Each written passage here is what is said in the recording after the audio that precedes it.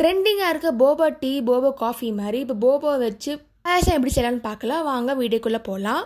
அதுக்கு கடாய் எடுத்துக்கோங்க, நெய் ஆட் பண்ணிக்கோங்க. ஃபஸ்ட்டு கேஷ்யூவை ஃப்ரை பண்ண போகிறோம். நல்லா கோல்டன் ப்ரௌன் கலரில் வரணும், அந்தளவுக்கு ஃப்ரை பண்ணுங்கள். கிரேப்ஸ் நல்லா ஆட் பண்ணல, ஒரு ஆப்ஷனல் தான். இப்போ ஃப்ரை பண்ணியாச்சு. இப்போ தனியாக எடுத்து வச்சிடலாம். பொடியாக கட் பண்ண தேங்காய் எடுத்துக்கோங்க, இதுவும் ஃப்ரை பண்ணி வச்சுக்கலாம். இப்போ நெக்ஸ்ட்டு கடாயில் வெல்லம் ஆட் பண்ணுங்கள், தண்ணி ஆட் பண்ணிக்கோங்க. நான் 1 கப் வெல்லம் எடுத்திருக்கேன். தண்ணி நல்லா பாகு மாதிரி வரட்டும். ஜவ்வரிசி எடுத்துக்கோங்க, நல்லா வேக வச்சுக்கோங்க.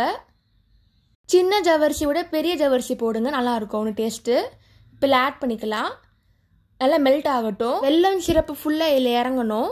நெக்ஸ்ட்டு பச்சை பருப்பு எடுத்துக்கோங்க, நல்லா வேக வச்சுக்கோங்க. 1 அழகு வெல்லத்துக்கு 1/2 கப் பச்சை பருப்பு எடுத்திருக்கேன், நல்லா வேகட்டும். இப்போ வெந்ததை இதில் ஆட் பண்ணிக்கலாம். மிக்ஸ் பண்ணுங்கள் நல்லா.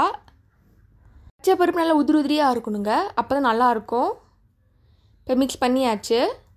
நல்லா கொதி வரட்டும், நல்லா திக்காக ஆகும் இந்த மாதிரி.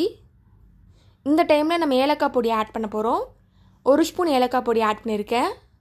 நல்லா மிக்ஸ் பண்ணிக்கோங்க. இப்போ நம்ம பால் ஆட் பண்ணுறோம்.